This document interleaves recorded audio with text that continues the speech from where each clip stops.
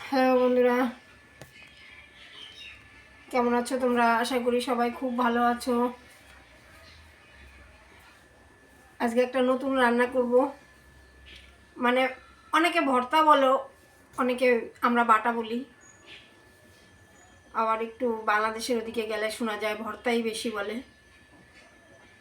তো কপির পাতা, ফুলকপির পাতা। রবিবারের দিনে এত সুন্দর ফুলকপি এনেছে ছেলে, ফুলকপির পাতাগুলো দেখে আমার ভীষণ লোভ লেগে গেছে যে এটা আমি বাটা খাবো। তো বাটা কি দিয়ে করব? শুধু করলেও ভালো লাগবে, একটুখানি শুটকি মাছ দেব।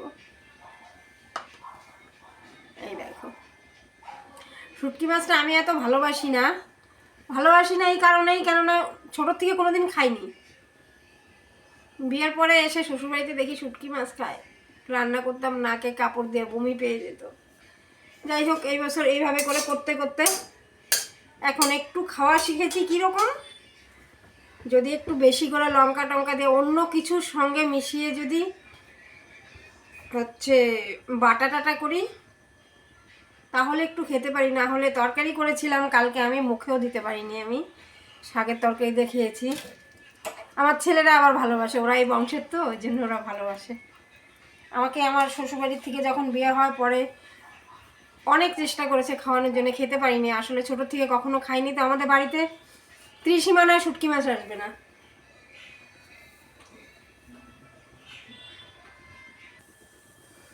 দেখো, গ্যাস জ্বালিয়ে দিয়েছি,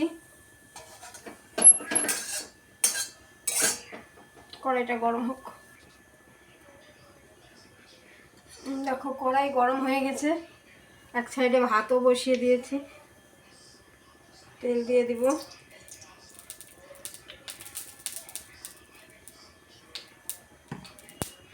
পরিমাণ মতো দিব, খুব বেশি তেল দিব না। এটা দিয়ে মাছ ভাজবো, এটুকুই তেল দিব, আর তেল দিব না।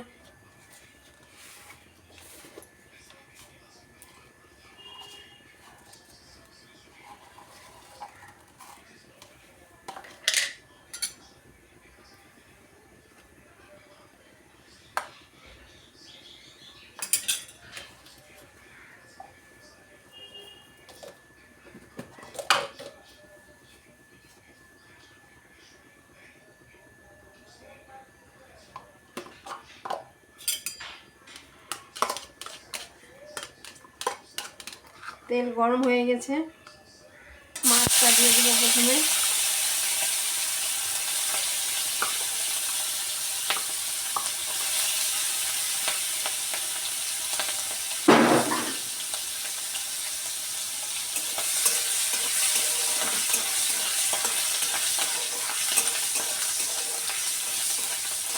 মাছটাকে একটু বেশি করে ভাজতে হবে,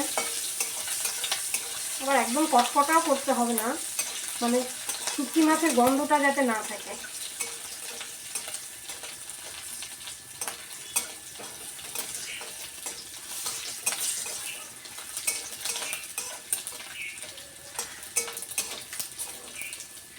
হয়ে গেছে, এটাকে একটু সাইড করে দিলাম।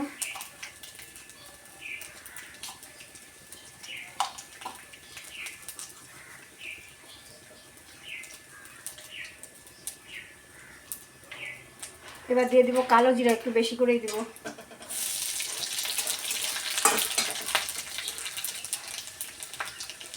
তারপরে দিব আদা, একটু কুচি করে দিয়েছি, রসুন গোটাও দিতে পারো, আমি একটু থেতো করে নিয়েছি। আর লঙ্কাটা আমি শাকের সঙ্গে কুচি করে নিয়েছি একদম, যাতে বাটার সময়ও কাঁচা লঙ্কার এই চোকলাটা বাটতে অসুবিধা হয়।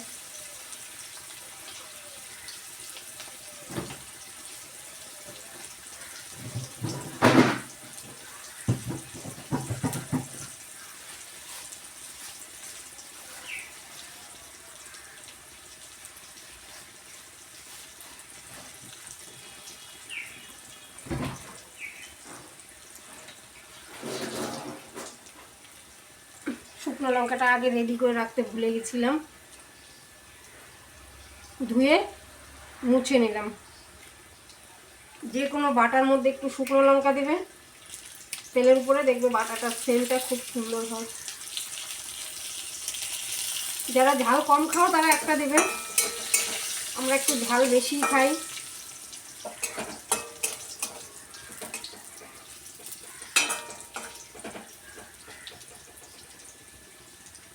পাটাটা ধুয়ে আগে এখানে খাড়া করে রেখেছিলাম, সব জল বেরিয়ে গেছে।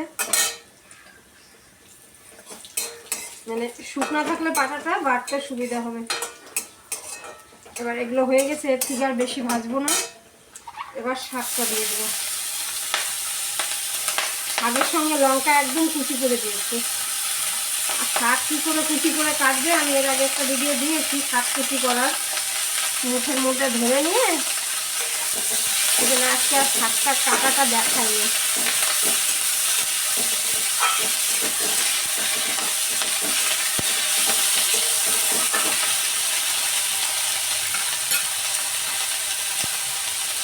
এবার পরিমাণ মতো লবণ দেবে, যতটুকু দিয়ে দিলাম। লবণটা হচ্ছে তোমার ঝালের উপরে নির্ভর করে, বুঝলে? ঝালটা যদি একটু বেশি দাও তাহলে একটু লবণ বেশি দিলেও অসুবিধা হয় না। ঝাল যদি তুমি কম খাও তাহলে তোমাকে লবণটা একটু কম দিতে হবে।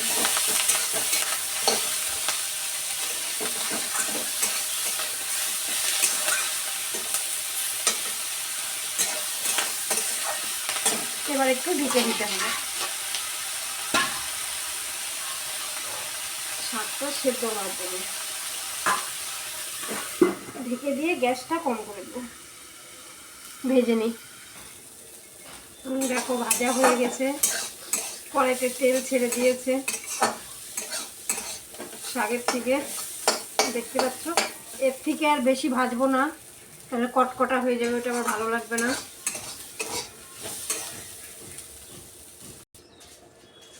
এই দেখো পাটায় নামিয়ে নিলাম, গামলায় নামিয়েছিলাম আগে ঠান্ডা করে, এখন বেটে নেব। কিভাবে বাটবে দেখো।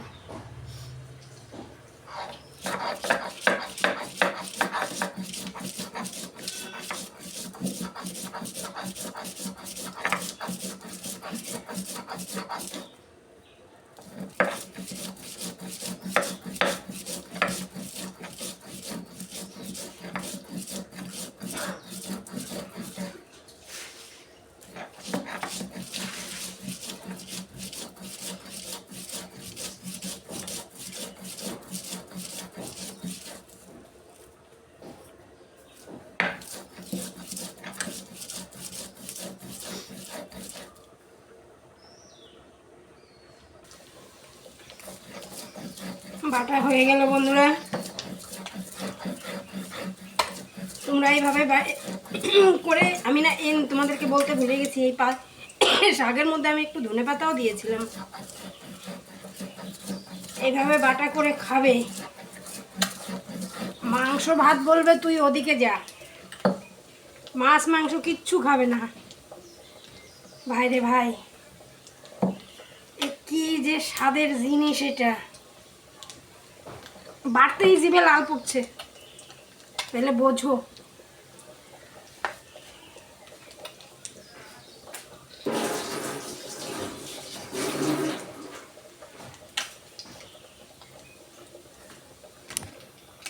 এক থালা ভাত এই বাটা দিয়েই খেয়ে উঠবে, এটা গ্যারান্টি, গ্যারান্টি সহকারে বলছি। এক থালা ভাত খেয়ে উঠবে এইটুকু বাটা দিয়ে। তোমরা এভাবে করে খেয়ে দেখবে, কমেন্ট করে কিন্তু অবশ্যই জানাবে যে তোমরা ভর্তা বলো বাটা বলো, যে যেখানে যেটাই বলো না কেন, খেয়ে অবশ্যই কমেন্ট করবে। টাটা।